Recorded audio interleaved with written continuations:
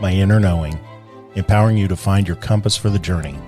We are dedicated to supporting you to rediscover and trust your natural ability to navigate life each day by sharing insight and experience through the lens of two professional communicators and their guests. We intend to prompt internal inquiry that supports all those willing to explore a unique path.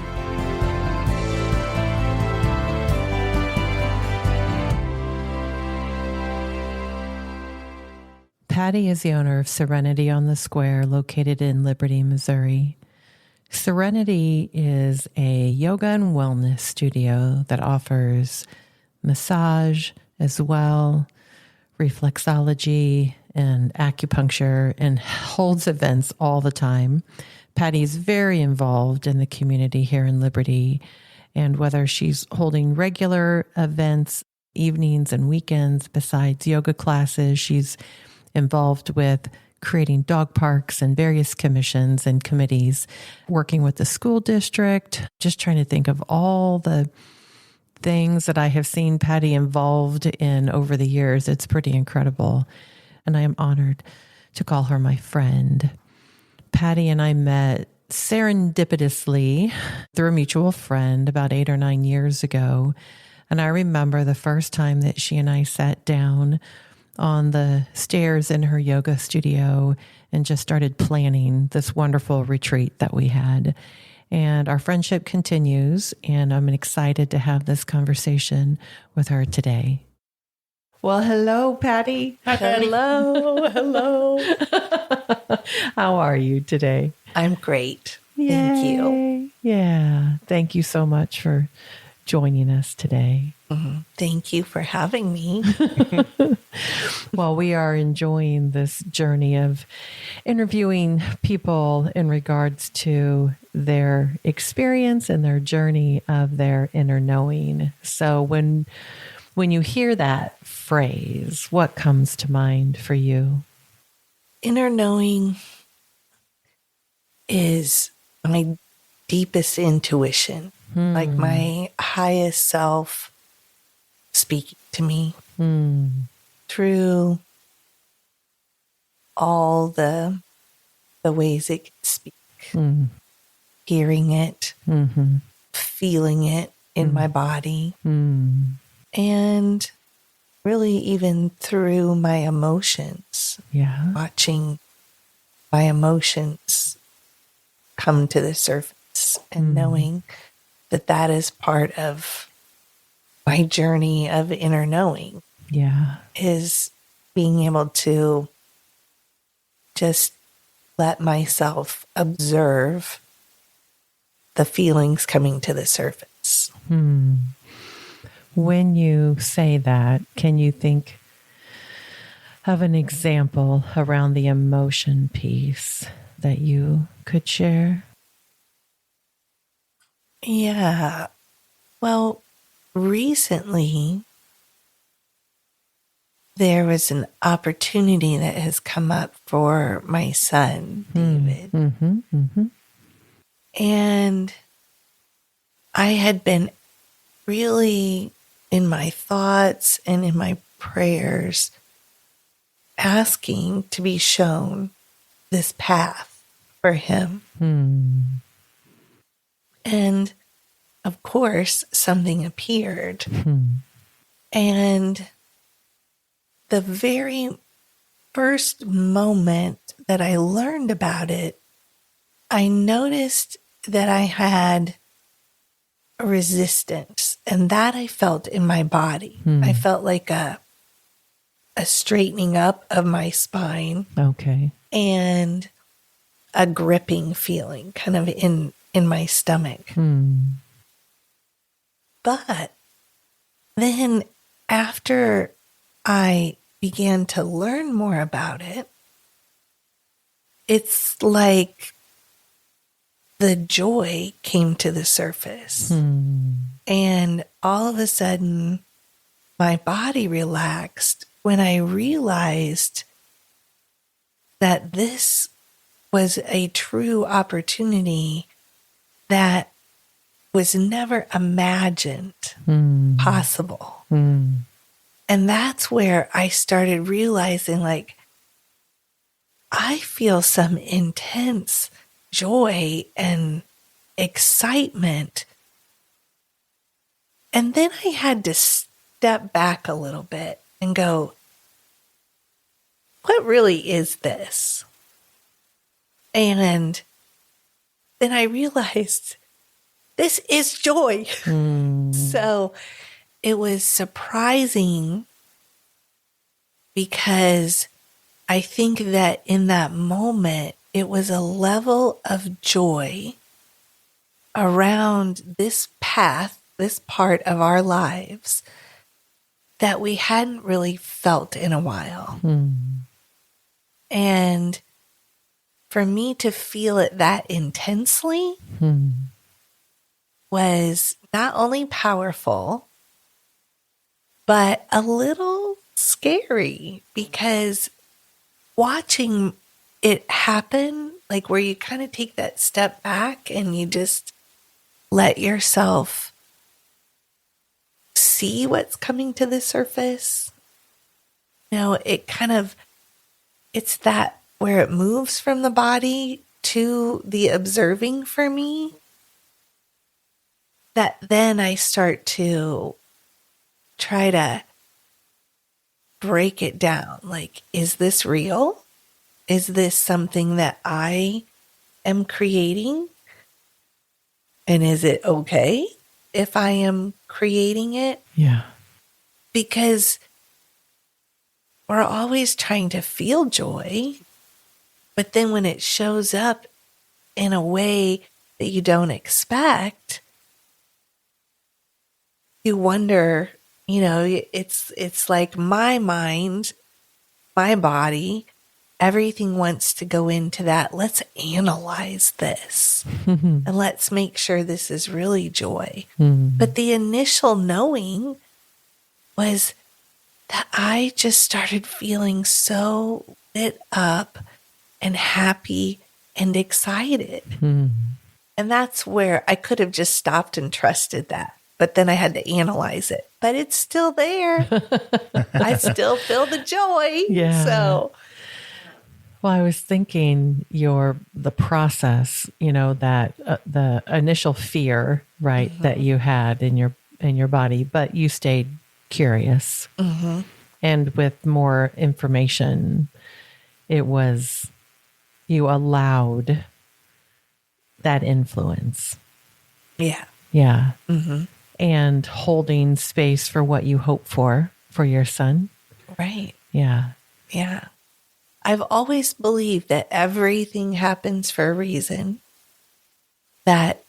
Even as a young person, I would say that a lot. Everything happens for a reason.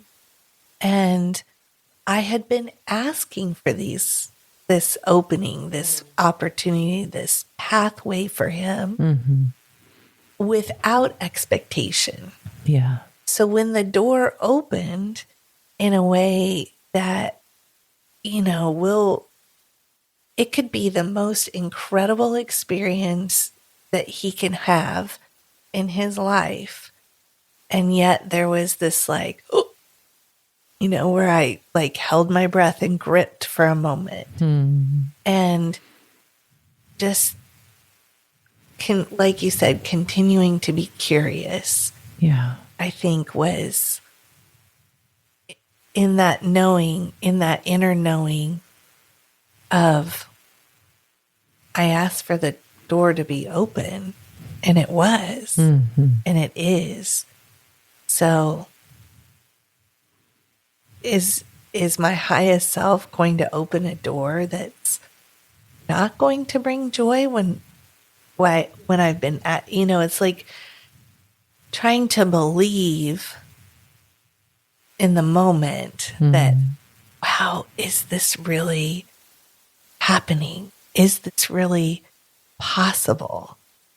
And it is, but it's that initial, this is bigger than I ever imagined. So I got to grip a little bit, and then I have to test it. Yeah. Is it really? Is it really? And Yeah. it is. Yeah. It is.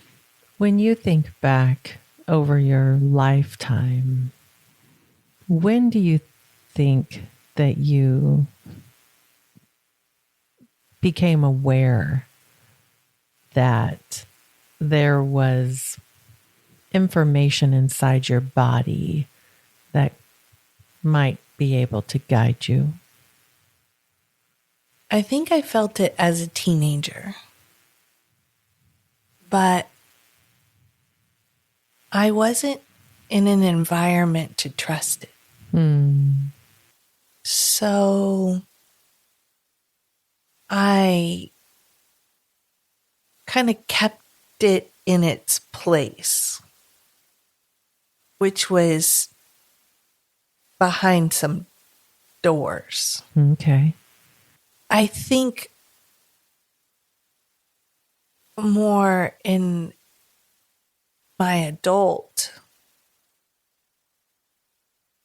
place was maybe in my late 20s, early 30s, when I started kind of reconnecting with a deeper part of myself.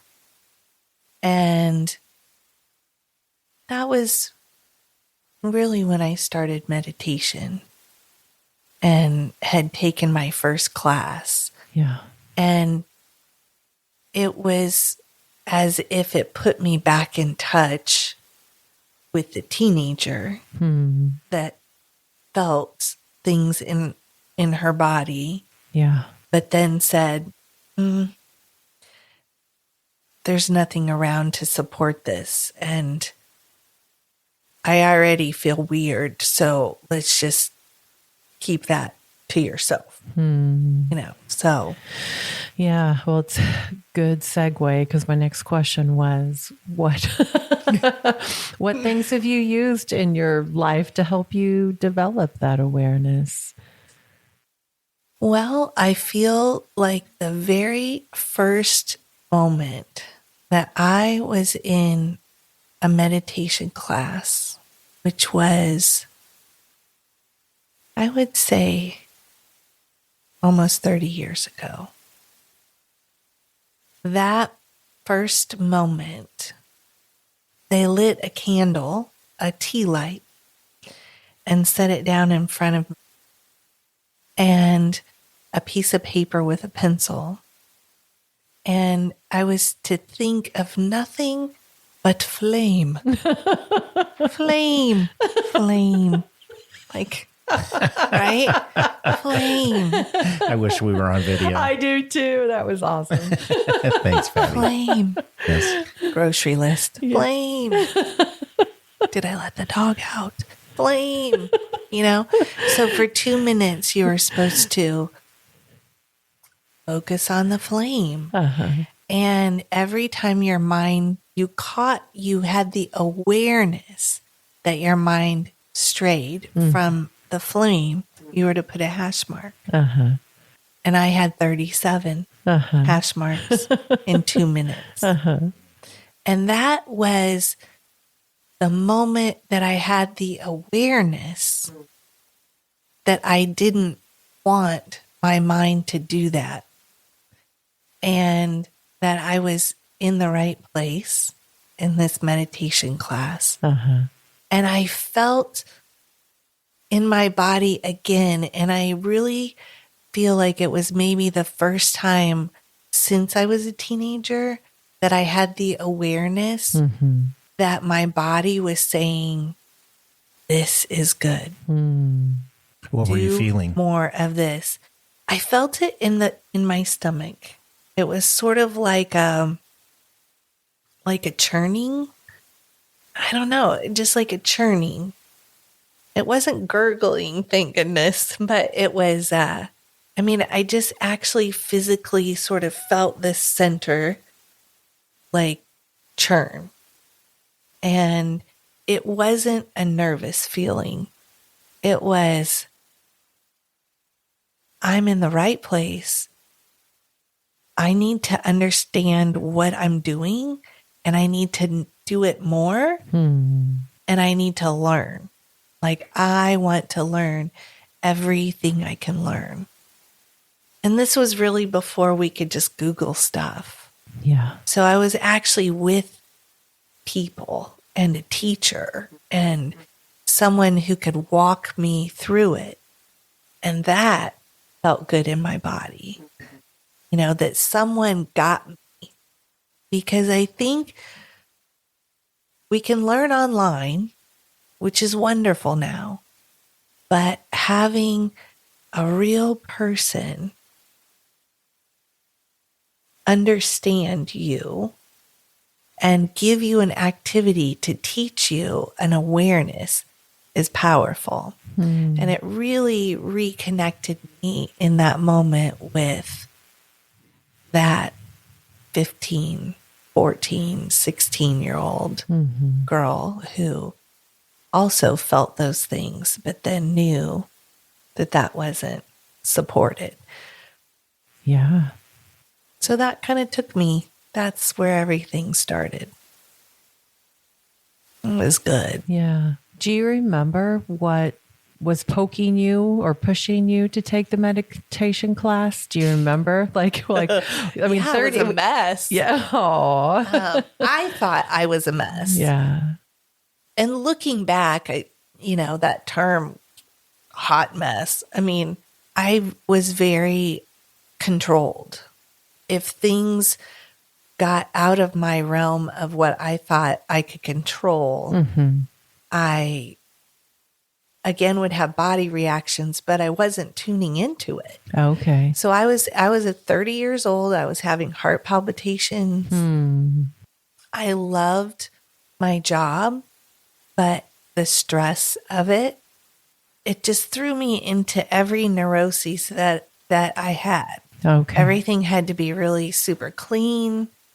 Even sitting in a restaurant with a friend, I would want to rearrange how their napkin and their glass. And Okay. I mean, I felt like I needed total control. And I happened to work in an office with a lot of therapists. Okay. And one of my friends who was a therapist said, "You should try meditation." And when she told me that, I resisted because I, again, had a perception. I was really in my head. And I had a perception that people who meditated were, the hippies that hugged trees and had dreadlocks. And I didn't see myself that way. Sure. I saw myself as the preppy, clean girl. This is you in corporate America, right? Right. Right. Absolutely.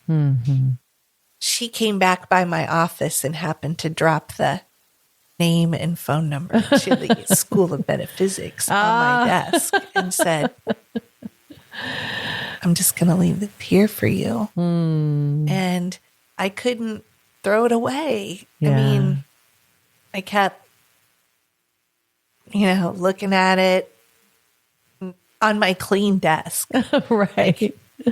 She didn't even tear the piece of paper correctly. Right. I was like, so, but that was, again, I felt like that was the universe or God's way of getting me out of that space of my head and bringing me back into my body and really lighting a fire inside, because it really, really opened me up. And then that led to all of the other good things. So, Yeah. Wow. Isn't it so interesting how when we are open to exploring what we might find, right? yeah. Yeah. My guess is that if you had considered yourself an explorer at that time, maybe not. Right. Yeah. I would say it's a very different story now, right? Absolutely. A hugely different story. Yeah. Yeah. What do you think keeps you exploring? Part of it is that I don't, it's not that I don't let myself forget that girl, but I don't forget where I was. Because I didn't realize until I started putting these practices that I had learned into my daily life. I didn't realize how, I don't want to use the word unhappy, but how much pain that girl had just sitting inside, which is why it was easier for that girl, the younger me, to be in my head.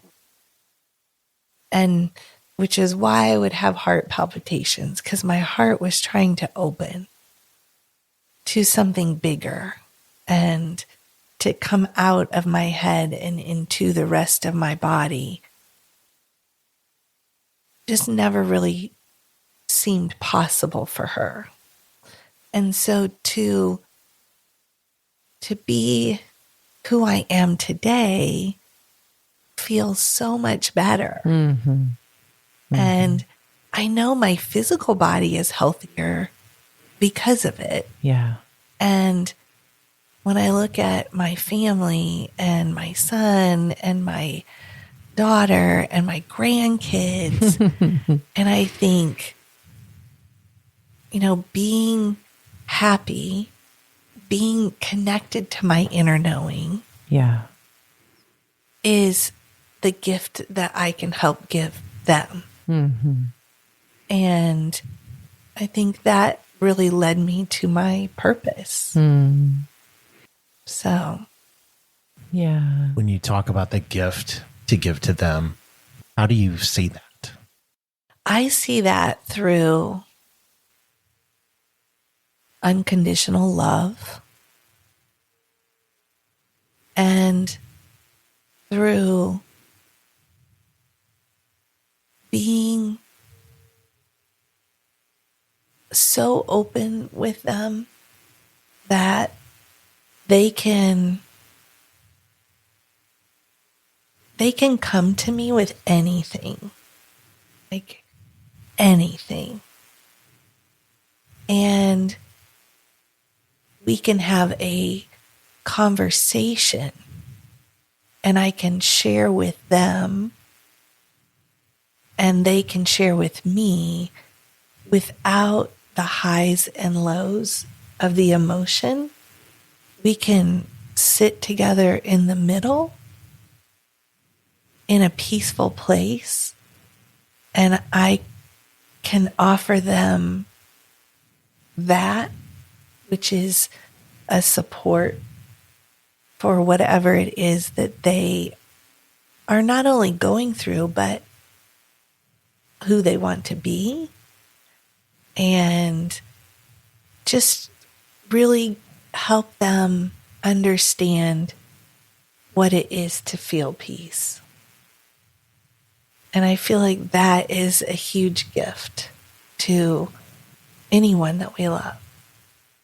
Do you think you do that by modeling, or do you have conversation about that process with them? Or is it just like the effect of you holding like a non-judgment space?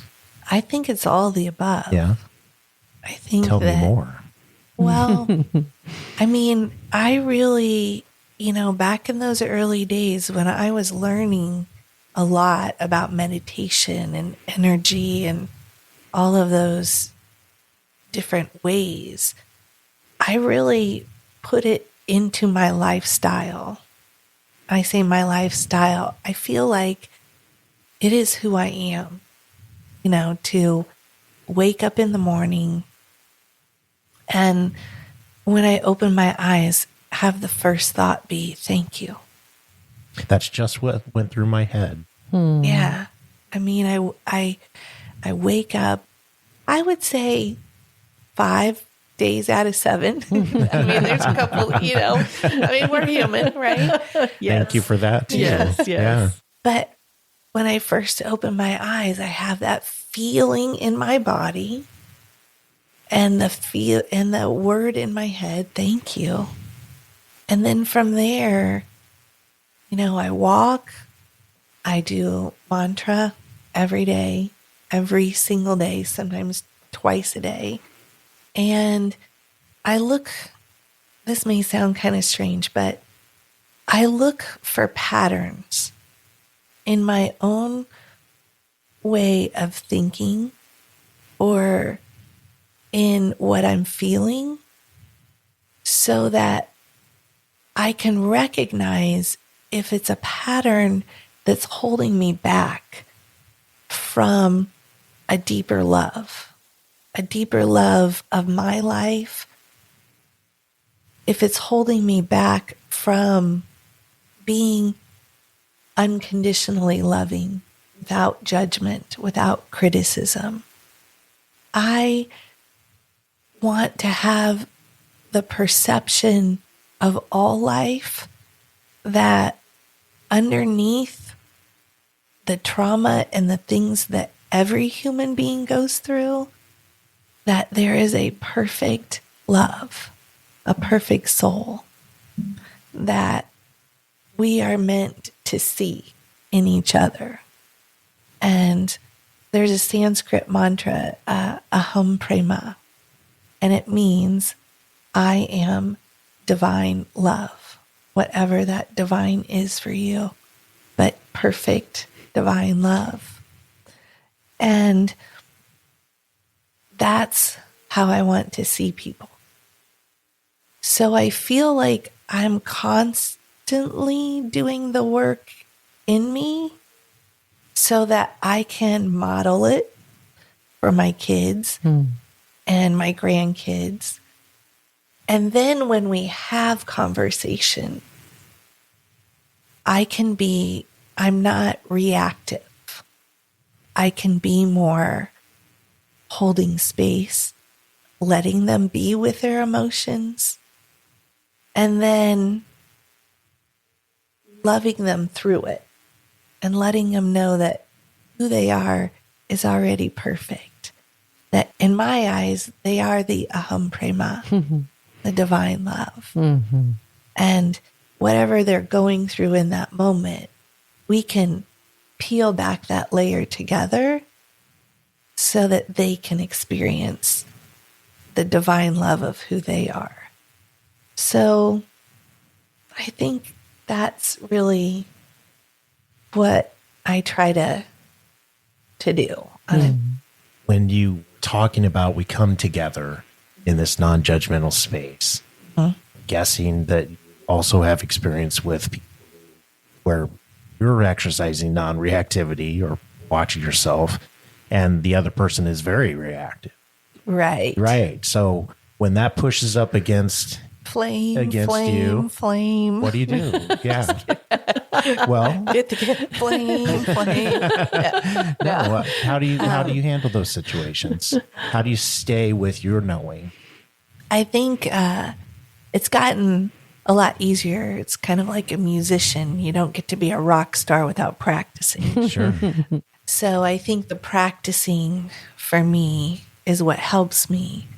But what I've realized when other people are reactive, by me staying in the middle and staying in that place of peace, that it calms them down because I'm not joining them in that energy, that reactive energy. It's the frequency like that we come together with, like the frequency of maybe their anger or their frustration or their fear or their sadness is like a lower frequency.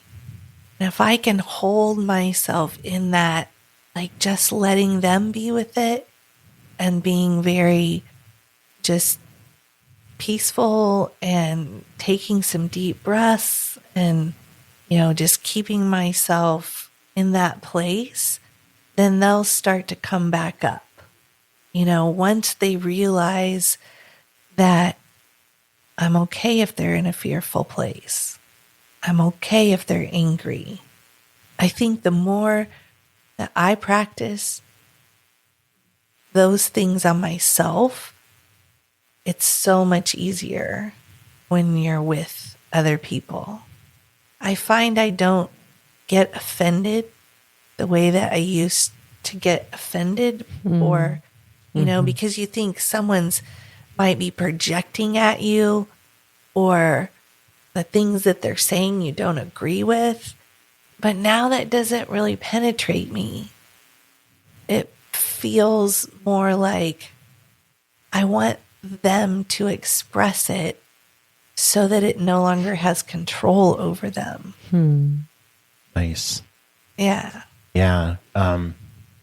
Okay, I'm going to push a little bit further. Okay. Yeah, let's go. Sometimes you have done a lot of work, and I've known you for several years now, but I've never known the corporate Patti, right? Mm-hmm.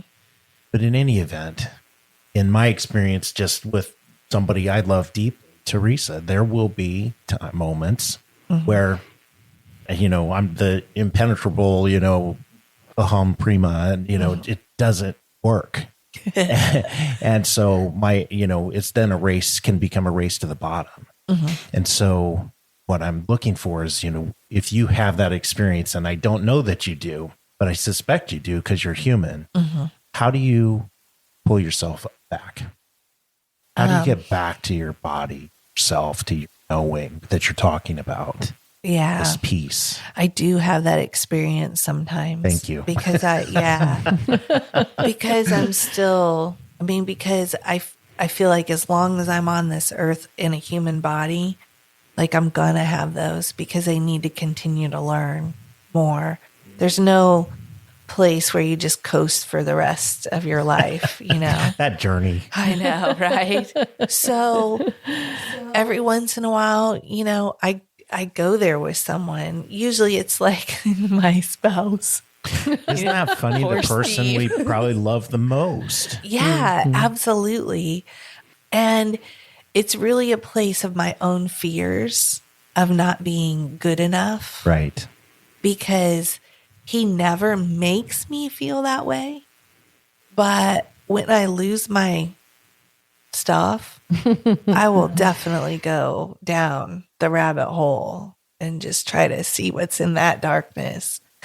I think how I get back out of it is that I'll have an awareness that I don't feel good.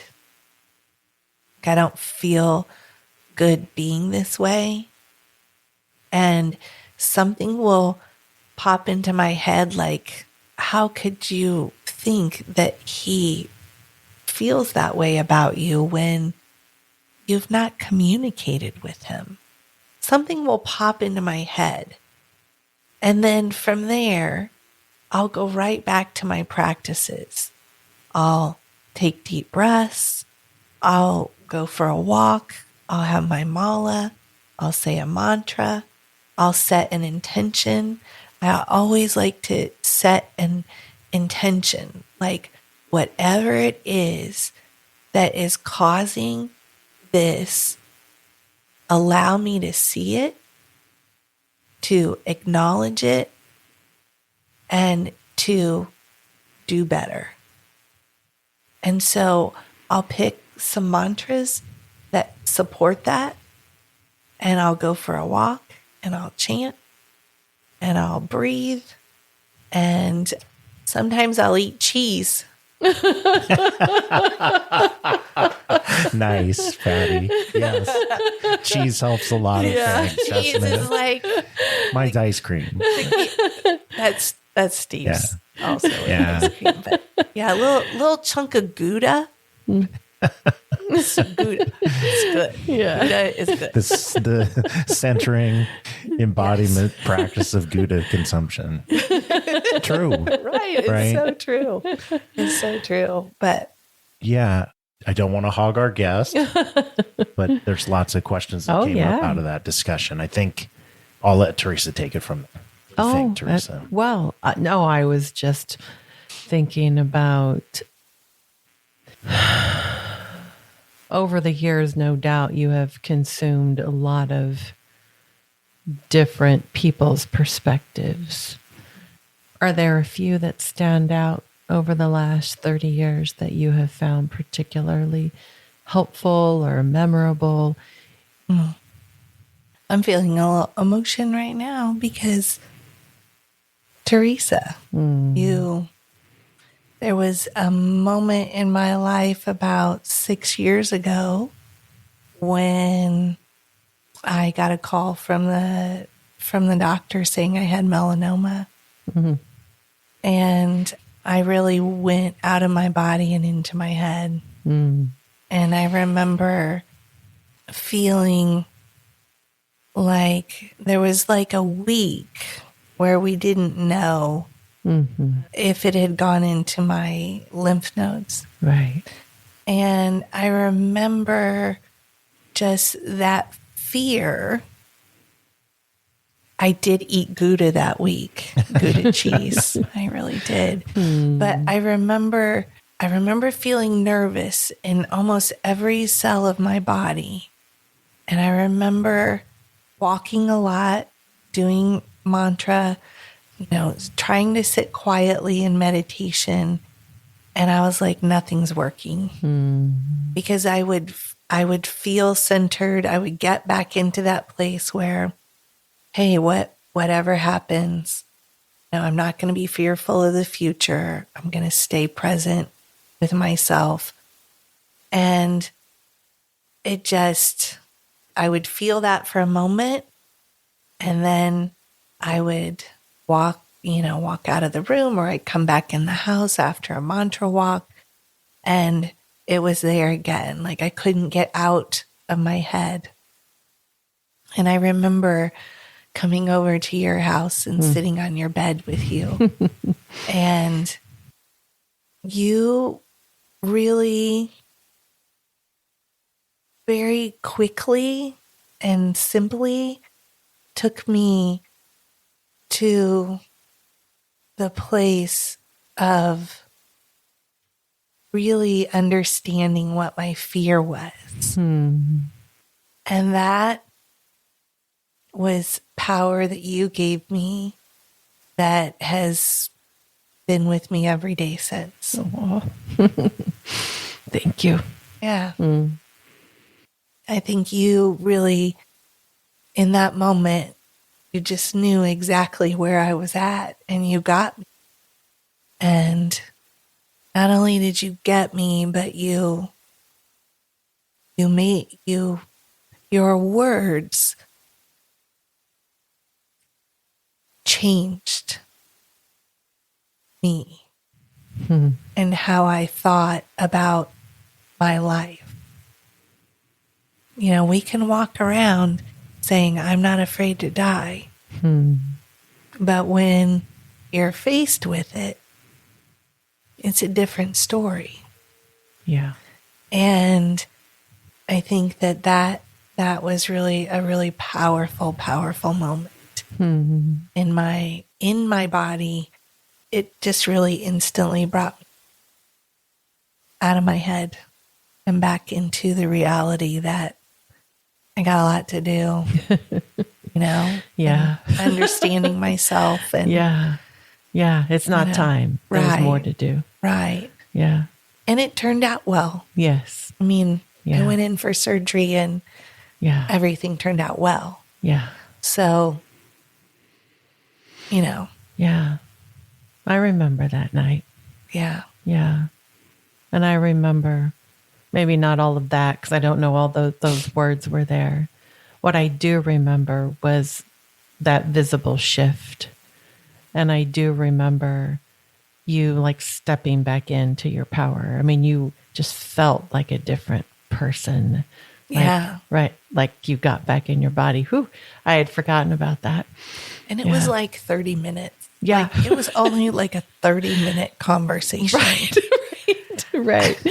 I mean, it was fast. You were good. Patty, I do you remember- remember what she said? And If that's you the can share hard it. thing. Well, that's the hard thing. I don't. Yeah, I don't yeah. remember the exact words. But I was just about to say what I remembered was the experience of being there with her. I mean, I called her, or I might have even texted and said, I'm struggling. And she said, come over. And I literally feel like I floated over. It was, you were still you weren't in the same neighborhood. Right.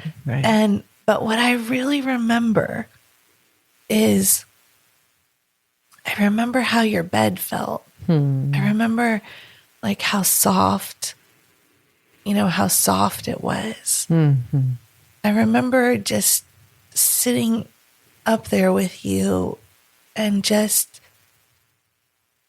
feeling loved. And I know one thing you said to me was, and what is your fear of dying? But other than that, I don't really remember kind of the conversation. But I remember the experience of, I think in that moment, all of my senses were engaged in that room, and your love and energy. And it was just like 30 minutes and I was completely shifted. And it was magical. It was magical anytime we shift, but it just was a magical time with you. Yeah. Thank you. Yeah. Yeah. We were in my bedroom and I was in bed because I had just had surgery. On your leg. Yeah. So I do remember. I didn't remember it was my leg though, but so thank you for the for the reminder. Right. Yeah, it was your leg. Yeah. Knee surgery or something like that. Yeah. Yeah. Wow. Thank you for the reminder. Thank you. Yeah. It was a pivotal moment. What do you most look forward to the rest of this journey? I could say traveling and my grandkids and all of the possibilities that stand in front of us for David. But I think the thing I look forward to most is continuing to learn and to grow. Yeah. And to unpack things that I find inside that are still packed. And I love the work. I love the journey. Yes. I love being connected to my inner knowing. And I just continually want more. And I feel like then I can share it with others. And so if I can help someone else by doing my work and guide them into their work, yes, and they feel better because of it, that's what I look forward to. It's interesting because, Steve, my husband, is like at the age of like possibly thinking about retirement. We have like all of these things we talk about, but I don't ever feel like I'll ever talk about retirement for me because what I feel like I'm on this earth to do is just to continually work my inner knowing and walk my journey, not just for myself, but for what I can share with others. Yeah. And to me, that's yeah, there's physical, we get physically tired. But to me, it's like, that's not like a job. It's just living. Yeah. It just happens to be what I like to do. Yes. Yeah. In the world. So, And shouldn't we all do that? right. It takes courage. It does. Yeah. It does. Well, you continue to step into the community that we live in, offering countless opportunities for people to connect and grow and learn and heal. Yeah. Thank you. Yeah. It means a lot to me. Yeah, for sure. Thank you so much, Patti, for thank spending you. time Thanks, with Patti. us today. Thank you. I love you guys. Aw. Love you too. We love you too. Thank you.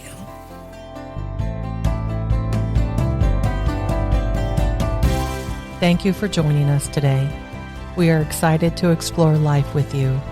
We encourage curiosity, self-growth, and we strive to be more compassionate every day.